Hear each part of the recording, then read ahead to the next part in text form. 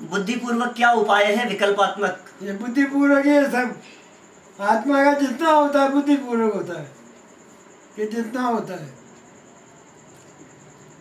बाहर में आजकल ध्यान वगैरह की बहुत चर्चा चलती है।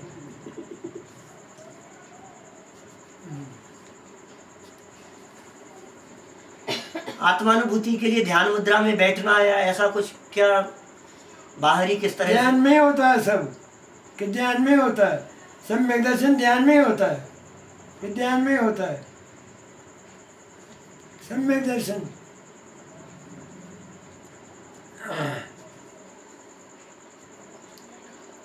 इसका मतलब बुद्धिपूर्वक सामायिक के लिए बैठे सुबह शाम आत्मानुभूति के लिए।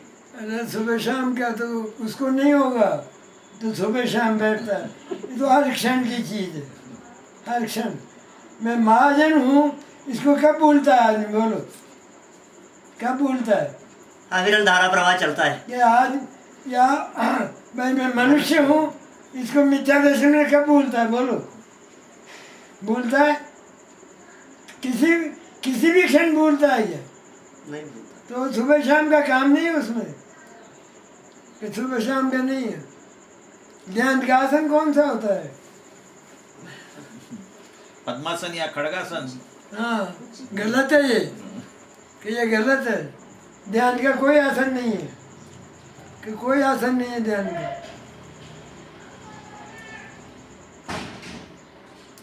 अर्थ रोध में आसन लगाते हैं क्या अपन? आसन लगाते हैं क्या? अर्थ रोध प्रति समय चलता है। सही बात है।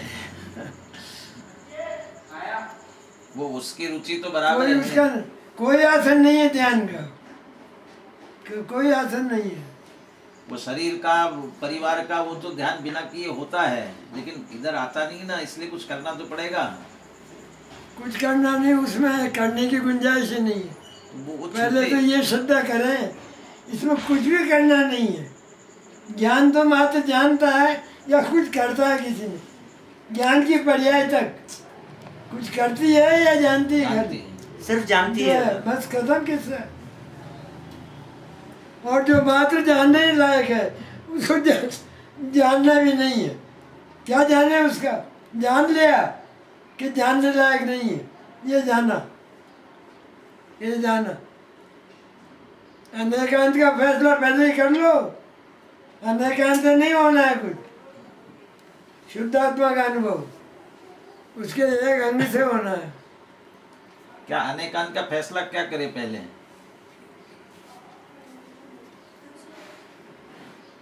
ये सापेक्ष धर्म शामिल है कि नहीं है?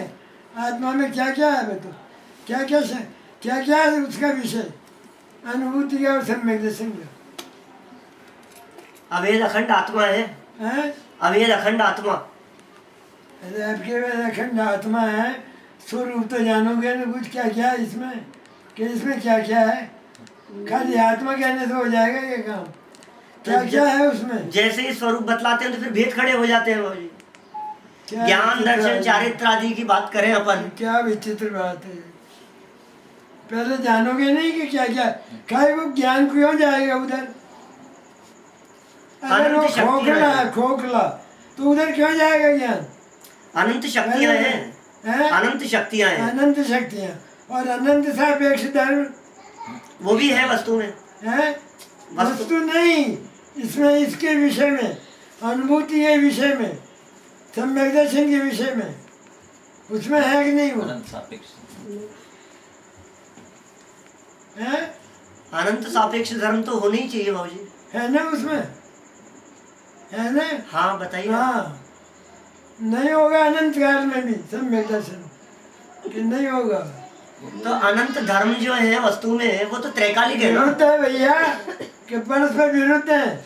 लेकिन वे करो उनको शामिल करके देखो आत्मा का स्वरूप। जैसे अनंत गुणों को शामिल किया, वो तो निरपेक्ष है। अब उन सापेक्ष विरुद्ध धर्मों को शामिल करो, फिर देखो आत्मा को।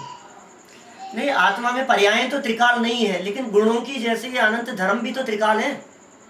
त्रिकाल है, परस्पर सापेक्ष जो धर्म है। अरे वो त्रिकाल, वो तो कैसे भी हो, लेकिन उनकी ओर से जब वस्तु को देखते हैं उसको देखते हैं क्या एक धर्म को, कि एक धर्म की और से वस्तु को देखते हैं?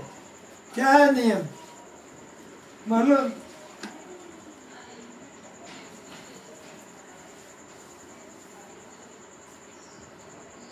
जब विरुद्ध धर्म को शामिल कर लिया तुमने, तो नित्य और अनित्य धर्म में आत्मा में अनित्यता शामिल हो गई कि नहीं?